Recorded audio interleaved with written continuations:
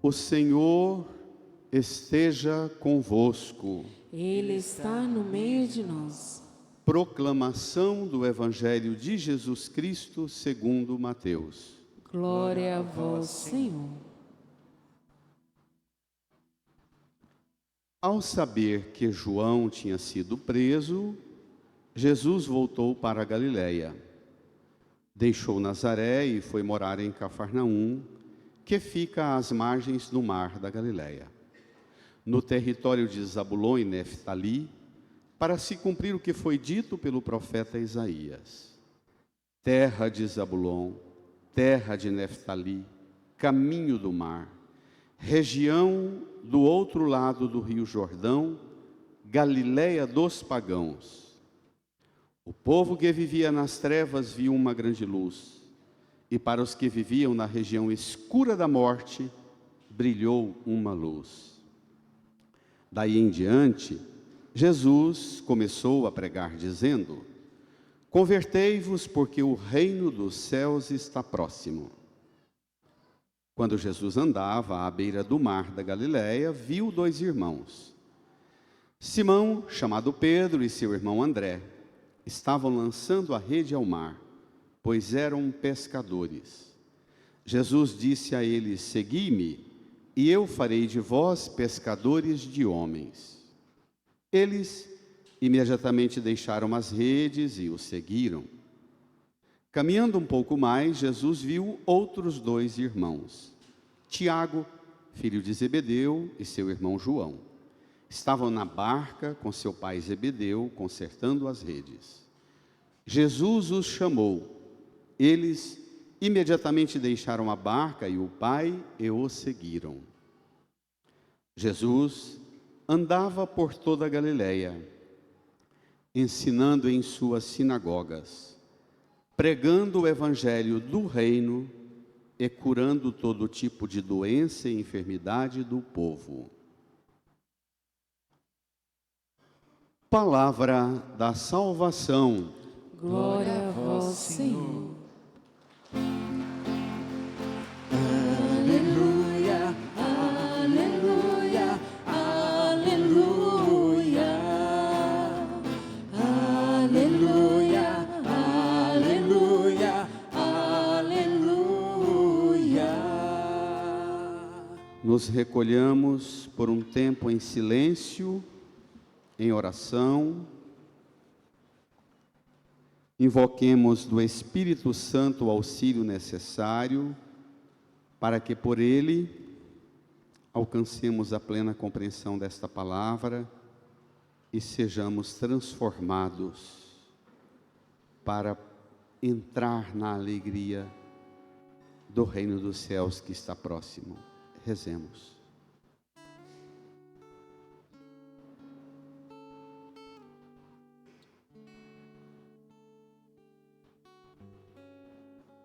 O Senhor é minha luz e salvação. De quem eu terei medo? Pergunta o salmista.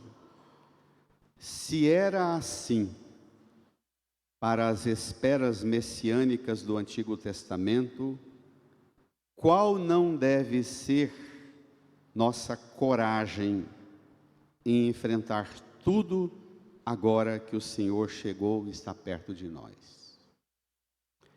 Queridas irmãs e irmãos, estamos caminhando com Jesus através do Evangelho, que por esses domingos estamos no início das atividades públicas de Jesus. Domingo atrasado ele foi batizado, domingo passado ele foi apresentado por João Batista como o Cordeiro de Deus que tira o pecado do mundo, e hoje João Batista foi parar na prisão. E Jesus inicia o seu ministério. Vamos lá? Tome aí no seu folheto, número 11, Evangelho de Mateus, capítulo 4, versículos 12 a 23. Ao saber que João tinha sido preso, Jesus voltou para a Galiléia. A rejeição já está no ar. Ele nem começou o seu ministério, e se levam para a prisão quem anunciou a chegada dele, o que não farão com ele? Essa é a pergunta introdutória. Jesus soube que João tinha sido preso, ele voltou para a Galileia. Essa cena acontece no Evangelho de Mateus. Na sequência o batismo. Imediatamente após o batismo, o Espírito Santo leva Jesus para o deserto. Imediatamente após o batismo, ele é levado pelo Espírito ao deserto, durante 40 dias e 40 noites, em jejum e oração, sente fome e é tentado. Tem aquele enfrentamento com o demônio, vence a tentação e logo depois, saindo do deserto, entrando de novo no território das comunidades nas margens do Jordão, ele recebe a notícia que João foi preso. E ele não se intimida. Fica sabendo que João Batista está preso, mas ao invés de se intimidar, leiamos o versículo 13. O que ele fez? Deixou Nazaré e foi morar em Cafarnaum, que fica às margens do mar da Galileia. Espere lá. Deixou e foi morar em Nazaré e foi morar em Cafarnaum. A rejeição e a resistência à obra de Deus se manifesta desde o seu preparo. O reino de Deus sofre açoites. João representa a espera messiânica em tudo que a espera messiânica de Israel tem, desde Davi e a morte de Davi. O que essa espera tem ao longo de 1000 anos de história de Israel, João representa o que essa espera messiânica tem de melhor, mas também João, e pelos lábios de João a gente ouve a confissão do que a espera messiânica, a intervenção de Deus desejada pelo povo, tem de suas mais delicadas fragilidades. Lá no capítulo 11 de Mateus, quando João ouve falar das obras de Cristo, ele está preso, ele manda recado para Jesus: és tu aquele que há de vir ou devemos esperar um outro? João ouve falar das obras de Cristo e não dos discursos de Cristo, das obras. João, que trabalhou com tanto empenho para preparar a chegada de Jesus, batizou e o apresentou, eis o Cordeiro, agora escuta falar de Cristo e acha que o que Cristo está fazendo é bem menos do que o que o próprio João esperava. João preso, Jesus não se intimida, deixa a família Nazaré e vai morar em Cafarnaum, às margens do mar da Galileia. Sempre presente na vida e missão de Jesus, a simbologia da água. O Jordão, o mar, os lugares de manifestação dos milagres, Poço da Samaritana, a piscina de Siloé, o lugar dos milagres, a água. Nós vamos entrar num tema bem delicado e muito atual a partir daqui. Nós precisaríamos ter um domínio maior sobre esse conceito bíblico, teológico, que a gente chama de a espera messiânica de Israel. O que consiste isso? Abraão e Sara estão há 1850 anos antes de Cristo. Há 1850 anos antes de Cristo, Deus se manifesta a um velhinho e uma esposa velhinha, idosos, sem filhos, estéreis. Lhes promete que no ano que vem volta, eles vão ter um filho, e é para Abraão olhar para o céu que Deus promete, como as estrelas do céu e as areias da praia, Deus promete uma descendência duradoura e diz: sai de tua terra e vai para uma terra que eu te indicar, uma terra abundante, abençoada, que corre leite e mel. Abraão foi. Ao longo desses 1850 anos até a chegada de Jesus, os descendentes de Abraão viveram momentos e situações extraordinárias de conquistas, mas derrotas e fracassos pavorosos. Eu recordo imediatamente alguns. Primeiro, o próprio povo que tem que se vender como escravo para o Egito. Depois, deportado, invadido o reino do norte pela Assíria. Depois, invadido novamente pelos persas. Depois, e deportado pelos babilônicos, não é? Os persas, que devolvem a liberdade. Depois, invadido e dominado pelos gregos.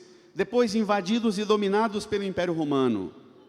É uma sequência de história de organiza, levanta, ordena o bem-estar de todo mundo, o país, o território de Israel, e logo, logo vem um país que invade, que oprime, que domina, que expulsa, que escraviza o povo de Israel. É uma história carregada de manifestação de fé, de esperança, de confiança, para organizar o país e a terra prometida e o povo como um lugar da manifestação da bênção de Deus, mas é também um território de grandes provações. Ao longo desses 1850 anos, Davi está no ano 1000, a partir de Davi surge um tipo de esperança nova.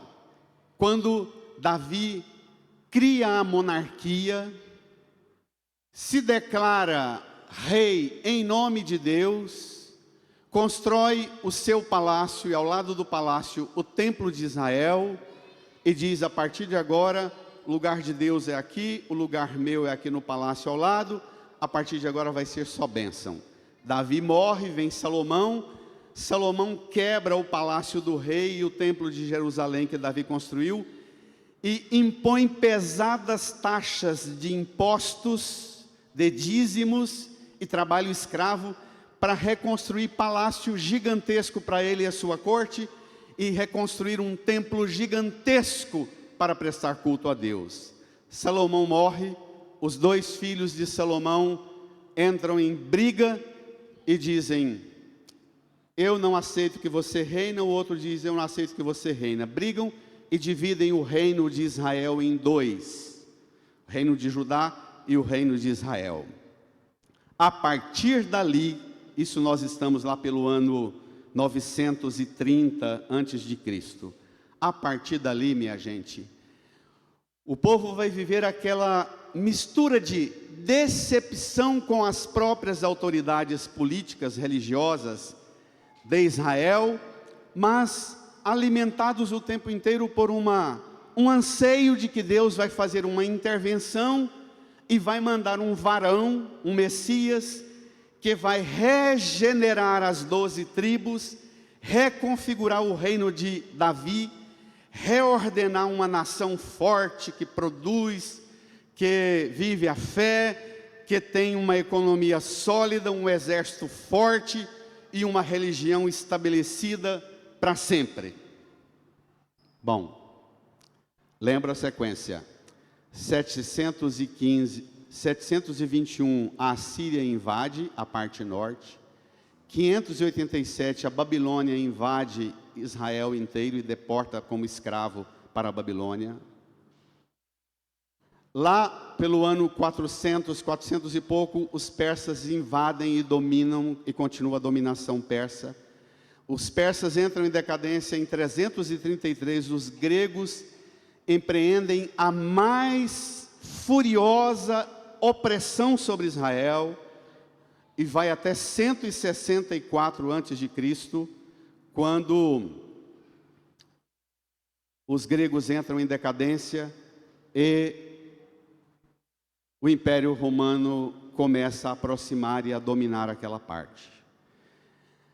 Essas experiências de ser um povo invadido por outros países, por outras nações, impondo pesada opressão na economia, na política e na religião, faz o povo não desistir e alimentar a espera messiânica mais forte ainda. Deus vai mandar um que regenera.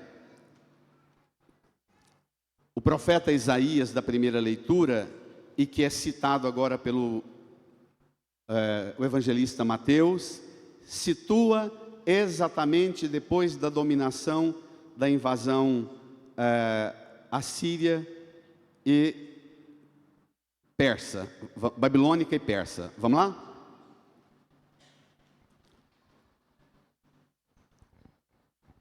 Retoma o versículo 13 de novo. Deixou Nazaré e foi morar em Cafarnaum, que fica às margens do mar da Galileia, no território de Zabulon e Neftali, para se cumprir o que foi dito pelo profeta Isaías. Leiam. Terra de Zabulon, terra de Neftali, caminho do mar, região do outro lado do rio Jordão, Galileia dos pagãos. Espere lá. Termina por falar da Galileia, a parte norte de Israel, como Galileia dos pagãos. Zabulon e Neftali são duas tribos das 12 tribos de Israel. Na parte norte de Israel, vizinhando lá com Síria e Líbano, tem as montanhas, as nascentes do Jordão. Descem as nascentes do Jordão, formam o mar da Galileia, o lago de Genezaré. Depois do mar da Galileia, desce o rio Jordão, que desemboca no Mar Morto. Essa parte norte, o mar da Galileia e as nascentes do Jordão, chama-se Galileia dos pagãos. Neftali e Zabulon são duas fatias de terra nas cercanias das nascentes que estão no norte de Israel, o filé mignon da terra prometida do Vale do Jordão. Até hoje, se você vai a Israel, essas duas regiões, elas produzem o ano inteiro a exaustão. O ano inteiro, assim, é uma riqueza de processo de produção na agricultura fora do normal. E essa região, por causa do mar da Galileia e dessas duas tribos, Zabulon e Neftali, esses dois territórios, serem altamente rentáveis na produção agrícola e pastoril, sempre foi o sucesso dessa região a parte comercial. Porque, se você domina a geografia, se não, comece a pesquisar, porque para a gente entender o Evangelho, a gente precisa ter um pouco de noção de geografia da Palestina. A parte norte de Israel é a parte que está próxima à Grécia e liga o mar Mediterrâneo, a Síria, Líbano, que vai para o mundo do persa babilônico e liga ao Oriente inteiro. Rota comercial importantíssima. Ali, por ser região altamente produtiva, economicamente rentável, pescaria, água, no meio de deserto e semideserto, e ainda agricultura e produção pastoril, a circulação de gente para comprar as mercadorias, para se alimentar, refazer a carga para continuar as viagens, as rotas comerciais eram gigantescas. O problema é que, ao longo da história de Israel, se tornaram essas duas tribos, Zabulon e Neftali, uma coisa que eles consideravam o horror. Misturaram com outros povos e outras culturas, outras religiões. Então, o povo da parte sul de Israel, que é exatamente Jerusalém, o templo, a tradição religiosa, que pregava um judaísmo puritano, sem mistura, sem mestiçagem, sem contato com cultura pagã, sem famílias e casais misturados de culturas e povos e religiões diferentes, eles tinham um horror porque essas duas tribos eram ao mesmo tempo muito ricas e prósperas, mas eram misturadas. E o preconceito da parte sul de Israel, da elite religiosa e política com a parte norte, era um preconceito. Essa última frase, Galileia dos pagãos, é o mesmo que dizer terra de gentinha, que não vale nada, povo misturado, povo misto. E Jesus muda para lá e começa o ministério dele onde? Lá. Não começa em Jerusalém, não começa na parte limpa e puritana e purificada, presumida, presunçosamente suposta que era Jerusalém. Vamos ver? Jesus inicia seu ministério lá. Lá vai Jesus. Versículo 17. Daí em diante Jesus começou a pregar, dizendo: vai, igreja, convertei-vos, porque o reino dos céus está próximo. Jesus começou a pregar, ele não começou a fazer coisas, a dar cesta básica, a multiplicar peixe e pão. Ele não começou a fazer milagres. O início do ministério de Jesus foi pregar, formar compreensão das coisas, ensinar. Preste atenção nisso, isso aqui é fundamental para entender o resto do Evangelho de Mateus. Na verdade, o evangelista Mateus escreveu o evangelho dele, e ao longo do evangelho inteiro, Jesus vai manifestando uma decepção com as multidões que vão atrás de Jesus querendo milagre, e o evangelista Mateus vai insistindo que Jesus não quer realizar milagres, quer ensinar. E a primeira palavra que Jesus pronuncia é metanoia, uma palavra grega, convertei-vos, que significa mudança de mentalidade. Escuta Deus, muda a sua mentalidade, compreenda as coisas a partir do que Deus fala, forme sua compreensão a partir de Deus, para você mudar suas metas. A tragédia na vida do cristão é sempre essa: a gente tem metas extraordinárias, mas com uma mentalidadezinha ordinária. Vocês que são pais, e às vezes veem os filhos empreenderem esforços enormes, vocês de vez em quando têm que chegar nos filhos e nos netos e dizer: filho, você quer isso, mas com essa visão que você tem, com essa mentalidade que você tem, você não vai alcançar. Isso existe? Filho, você tem uma capacidade extraordinária de refletir as coisas, mas as suas metas são medíocres, desproporcionais. A inteligência sua, a capacidade sua pode ajudar você a ter metas maiores, à altura do que você é capaz de pensar. Então, entre a meta e a mentalidade, é preciso permitir escutar Cristo e deixar Cristo formar a mentalidade para que a meta seja corrigida à altura do que Cristo ensina. E agora vem a novidade. Jesus, vamos repetir, porque aqui é sério, o que eu vou falar para você é sério. Jesus diz: convertei-vos porque o reino dos céus está próximo. Jesus não diz o reino de Davi, ele diz reino dos céus. Isso aqui é a maior decepção para eles.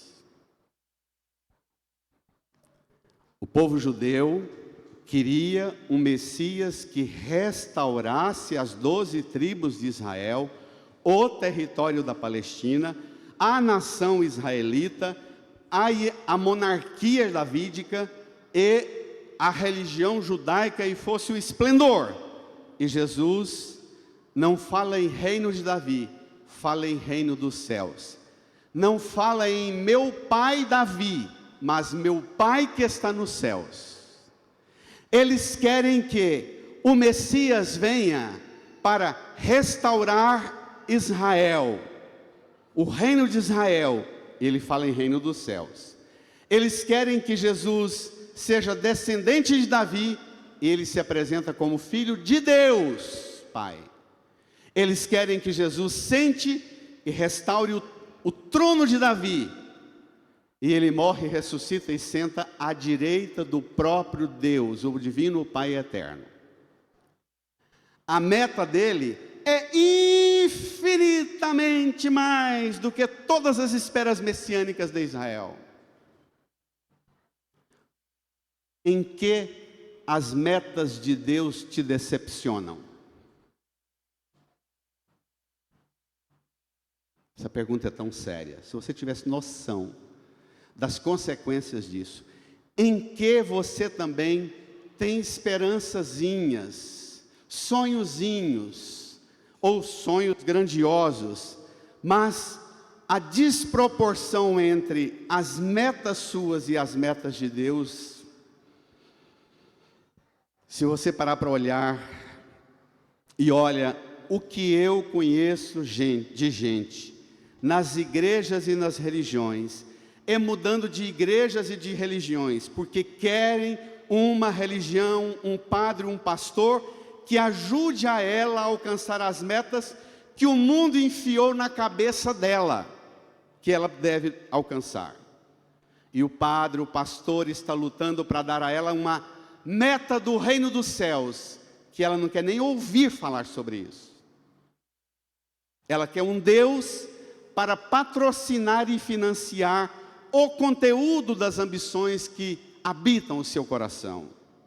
Quanta gente sai das igrejas constantemente. A meta generosa do povo que muda de religião é de 1 ano e meio a no máximo 2 anos e meio. Não deu o resultado que eu quero, eu vou procurar alguém que me ajude a conseguir outras metas. E Jesus entra na sua vida para dizer para você assim: pare de esperar por Messias aqui na terra, que vai resolver tudo para você. O reino dos céus está próximo de você. Se você mudar a mentalidade, você mesmo vai tomar iniciativa e você vai entrar na dinâmica nova do reino dos céus, e você não vai depender tanto dos Messias deste mundo. Nós somos um mundo escravo de esperas messiânicas dos messias políticos, econômicos, sociais, culturais de todos os tempos. O Brasil está o tempo inteiro atrofiado por colocar em um homem todas as expectativas e todas as fichas, dizendo: agora se resolve. E esses messias, só fazem para eles e para suas famílias, mais nada, não é não? De direita e de esquerda, todos, o mesmo capricho. E a gente se torna escravo das jogadas deles, e queremos inclusive que a religião esteja a serviço deles, e o padre, o pastor só presta se estiver a serviço. Eu escutava Paulo na segunda leitura dizendo: acaso Cristo está dividido? Paulo, Cefas, Apolo, Cristo. Eu pensava, nós pioramos a situação, porque no passado a comunidade de Corinto estava dividida, alguns dizendo: eu sou de Paulo, outros dizem: eu sou de Apolo, eu sou de Pedro, de Cefas, eu sou de Cristo. Nós pioramos, porque hoje a gente não fala: aquele padre lá é do fulano ou do fulano, é da direita ou da esquerda. A referência para as pessoas buscarem a nós, padres e pastores, não é nem mais Paulo, Cefas, Apolo, Cristo. É se o Messias da direita ou da esquerda é o que indica e conduz nós pregadores, não é não? Sai dessa. E ajude-nos a nós pregadores nos libertar dessa armadilha. Vamos ver?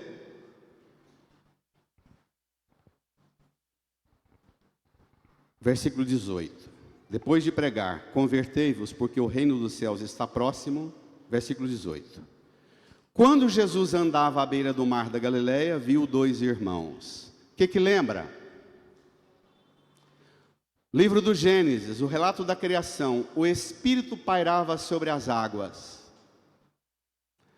Os 2 irmãos, Caim e Abel, que brigaram e mataram um ao outro. Cristo agora vem para regenerar o vínculo dos irmãos. É o Espírito de Deus que paira às margens do mar da Galileia para regenerar a aliança de irmão com irmão, a aliança da humanidade. Isso é maravilhoso. Vamos ver? Viu 2 irmãos, Simão, chamado Pedro, e seu irmão André. Vamos ler juntos? Estavam lançando a rede ao mar, pois eram pescadores. Estavam lançando a rede ao mar, eram pescadores. Jesus disse a eles: segue-me, e eu farei de vós pescadores de homens. Segui-me, e eu farei de vós pescadores de homens. Versículo 20. Eles imediatamente deixaram as redes e o seguiram. Imediatamente deixaram as redes e seguiram Jesus. Versículo 21. Caminhando um pouco mais, Jesus viu outros dois irmãos, Tiago, filho de Zebedeu, e seu irmão João. Estavam na barca com seu pai Zebedeu, fazendo o quê? Consertando as redes. E Jesus os chamou. Brada eles. Imediatamente deixaram a barca e o pai e o seguiram. Espere lá. Olha, nós vivemos na grande crise do imediatamente. Esta palavra, que pode ser substituída por pressa, ela aparece no grego quando Maria fica sabendo que ela vai ser mãe de Jesus e aceita ser mãe de Jesus, fica grávida. Ela fica sabendo que a prima Isabel está grávida de 6 meses, ela dirige-se apressadamente, imediatamente a uma região montanhosa da Galileia, da Judéia. Quando os pastores, quando Jesus nasce, na noite de Natal, os anjos aparecem e falam para eles: ide a Belém, porque hoje nasceu-vos um Salvador. Eles imediatamente foram a Belém. Agora, esta palavra novamente aparece no início do ministério de Jesus. Ele prega, os que ouvem a pregação, Pedro, André, Tiago e João, escutam-no chamar e eles imediatamente deixaram as redes e seguiram, deixaram a barca e o pai e o seguiram. Hoje, nós perdemos a noção do imediatamente deixar para seguir Jesus. Eu tenho ficado cada vez mais impressionado com a história dos jovens namorados, noivos, que namoram 8 anos, 10 anos e não casam. São relacionamentos assim, e vem às vezes procurando o padre, querendo uma orientação. O padre diz: você não pensa ser pai, ser mãe? Sim, é meu sonho. Que idade você está? 34, 35, 37, 38. Sonha ser pai, sonha ser mãe. 37, 38, 34. E namorando há 8, 10 anos, e você diz: casa! Casa não, porque tem um mas. Deus lhe deu o chamado, Deus lhe colocou no caminho alguém para constituir uma família, deveria deixar tudo e imediatamente seguir Jesus, no plano de Jesus, na constituição de uma família, mas não tem força para o imediatamente. Porque para seguir Jesus e responder ao que Deus põe no seu caminho, é preciso aprender a deixar rede, pai, mãe, família, barcos, para seguir Jesus. A tragédia de alguém que casa, que constitui uma família, mas antes de ir para o novo lar, não sabe deixar pai, mãe, barca, rede. Isso existe? Existe? É uma crise. Você vê as pessoas hoje apressadas, imediatas, na tela do tush, mas são pessoas apressadas porque estão sempre ou atrasadas ou estressadas. Esse imediatamente dos irmãos Pedro e André, Tiago e João, não é porque são nem atrasados e nem estressados, mas é porque são prontos para responder ao chamado de Deus. Vai! Vai! Deixa! Não querem deixar. Pensam em montar a família a hora que o padrão de conforto do apartamento e da casa que a gente for morar seja um pouquinho maior do que eu tenho hoje em casa, porque senão não compensa. Não é esse o raciocínio? E aí, ficam os pais e umas mães velhos, com idade de ser vô e vó.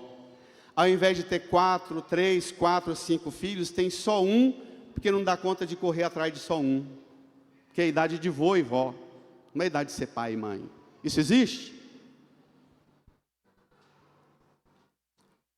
Na igreja, as pessoas procuram um padre, eu gostaria de ajudar em tal coisa. Você chama a pessoa, ela fala, ô padre, obrigado por me chamar para tal coisa. Mas, aí vem a lista das coisas que ela tem como critério para ajudar. Não há mais o imediatamente na igreja, no casamento, no trabalho, na profissão, nem se fala. Gente que tem metas grandiosas, mas para levantar o celular, o despertador tem que chamar 8, 10 vezes. A meta é grande, mas a disposição é medíocre. Isso existe?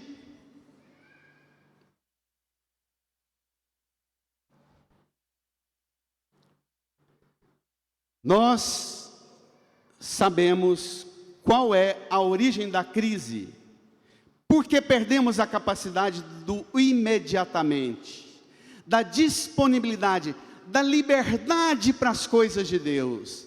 Nós perdemos isso porque não escutamos Deus, escutamos os comandos das ambições e dos desejos que o mundo enfia na cabeça da gente.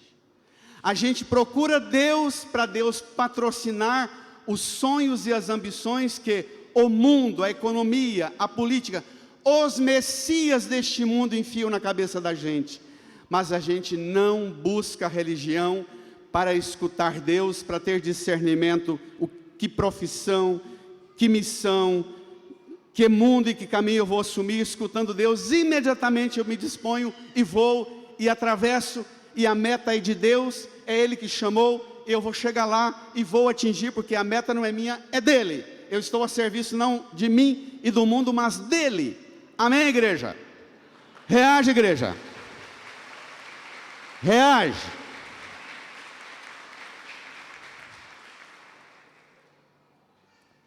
A quantidade de rapazes e moças com 20, 25, 30, 35, que nem namora, nem estuda, nem trabalha, e ficam aqueles marmanjões inúteis e não tem sentido para a vida. Porque o pai e a mãe não lhes deram a capacidade de escutar Deus. Deram-lhes conforto e estabilidade, mas não lhes educaram a escuta de Deus. Porque quem escuta Deus se dispõe de imediato e paga um preço. E nós estamos falando de Pedro, Tiago, João e André, que morreram mártires. Não morreram ganhando os títulos e os troféus das glórias do mundo, não. Morreram mártires. Presos, torturados, sacrificados por causa do nome de Cristo. É uma liberdade, não para a glória mundana, mas é uma liberdade para uma meta que só quem escuta Deus é capaz de alcançar.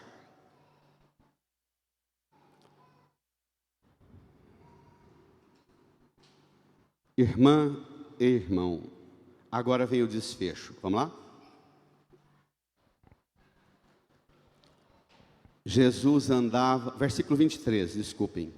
Jesus andava por toda a Galileia. 3 verbos. Leiam.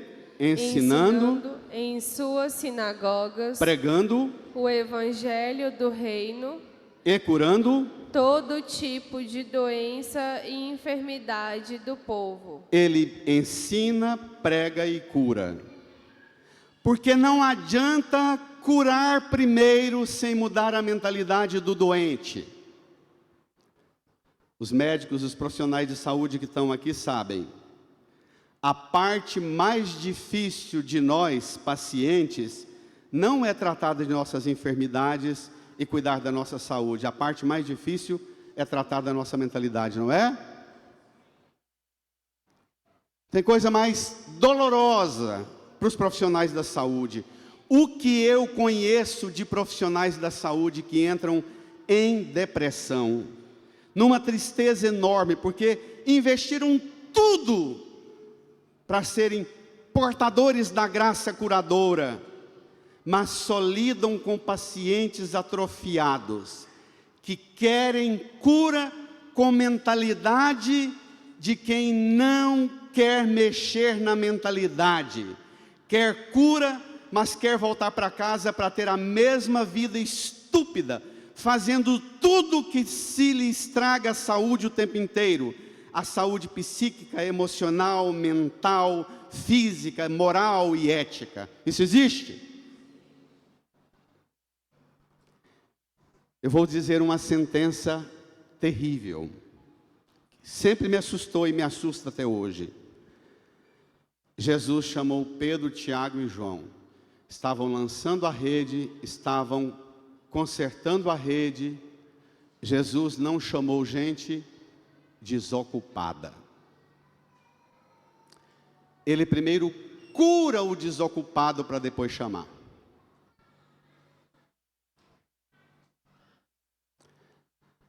Um desocupado na vida precisa ser curado, precisa enfrentar as razões que lhe deram uma acomodação e um assentamento de inutilidade.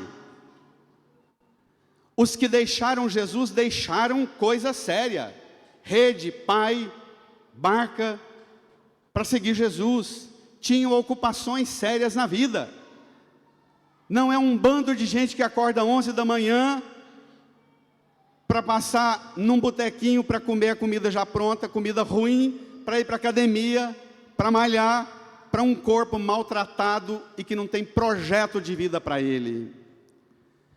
Para mudar essa vida de doente, de enfermo, é preciso escutar Jesus te ensinar, aceitar a pregação do Evangelho, e só depois da mentalidade formada, reconfigurada, construída a partir do conteúdo do que Deus tem para te apresentar, aí você se ergue, curado para uma meta nova.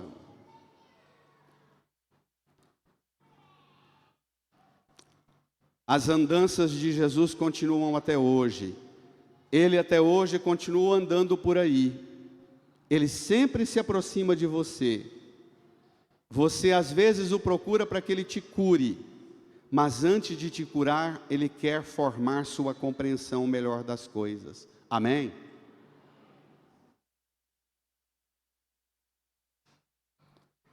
Peça para Jesus para curar você da atrofia mental, da atrofia da concepção ordinária e medíocre de quem você é, qual é o sentido da vida e do mundo, e ampliar o horizonte de sua percepção do sentido para a sua vida, para que você chegue até Ele, que para te libertar, para te curar, fez o corpo dele tomado de ferida, para te libertar, aceitou o corpo dele aprisionado na cruz, para curar sua mentalidade, mal formada, aceitou coroa de espinhos atormentando a sua cabeça, a sua mente.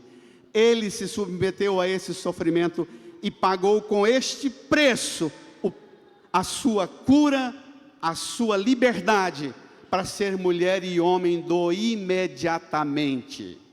Amém, igreja? Reage, igreja. Reage. No final da segunda leitura, Paulo diz assim: será que Cristo está dividido? Acaso Paulo é que foi crucificado por amor de vós? Ou é no nome de Paulo que fostes batizados? De fato, Cristo não me enviou para batizar, mas para pregar a boa nova da salvação, e não da conquista das ambições do mundo, sem me valer dos recursos da oratória, para não privar a cruz de Cristo da sua força própria. Essa cruz, ela não pode nunca sair daqui, para que a gente nunca esqueça que a cruz de Cristo tem uma força própria, que nenhuma eloquência de pregador, nenhuma oratória de pregador é capaz de superar a eloquência da cruz de Cristo, a força própria da cruz de Cristo, o sofrimento de Cristo para curar suas feridas, a coroa de espinhos de Cristo para libertar sua mentalidade atrofiada, Jesus preso nas mãos e nos pés na cruz para dar a liberdade de filha e filho, para ser disposto para o imediato das coisas de Deus. Amém? Põe-se nesse caminho, põe-se nessa dinâmica nova, e aí você vai ter uma transformação maravilhosa, e eu termino com isso. O Salmo 26 diz: o Senhor é minha luz e salvação, de quem eu terei medo? Que pena ver uma pessoa na igreja com medo de Deus ou com medo do capeta. Que pena. O Senhor é a proteção da minha vida, perante quem eu tremerei? Ao Senhor peço apenas uma coisa, e é só isso que eu desejo: habitar no santuário do Senhor por toda a minha vida, saborear a suavidade do Senhor e contemplá-lo no seu templo. Na minha vida de padre, acho que na lista das maiores dificuldades que eu tenho para lidar com os irmãos e irmãs numa comunidade, é lidar com aqueles que vêm para a igreja e para a religião, mas não se interessam por habitar na presença do Senhor, não vêm para a igreja para saborear e contemplar a face do Senhor, mas vêm apenas para que a mão de Deus abençoe e ajude você a conquistar o que o mundo medíocre te enfiou na cabeça. Morro de dó.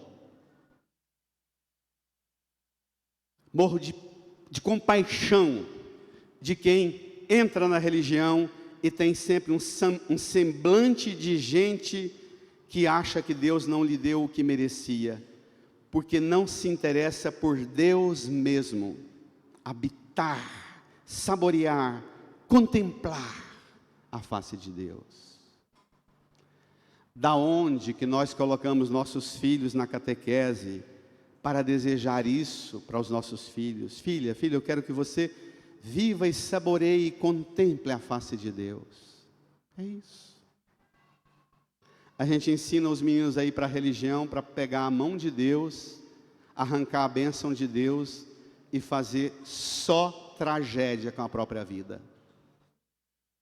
Incline a sua cabeça.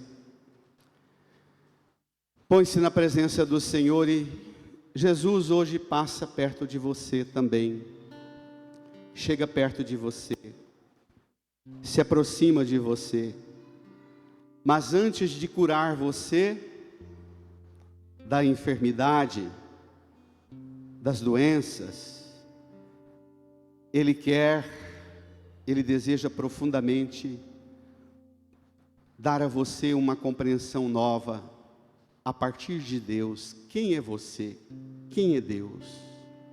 Qual o sentido da sua vida? Qual a meta de Deus para a sua vida? Para o seu trabalho, para a sua família, para os empreendimentos todos com os quais você lida em sua vida? Qual a meta de Deus e não a meta do mercado ou dos messias deste mundo?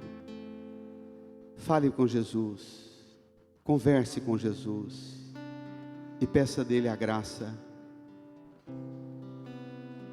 de alcançar uma compreensão nova sobre você mesma, sobre você mesmo, para que você seja livre para o imediato das coisas de Deus. Fale com ele.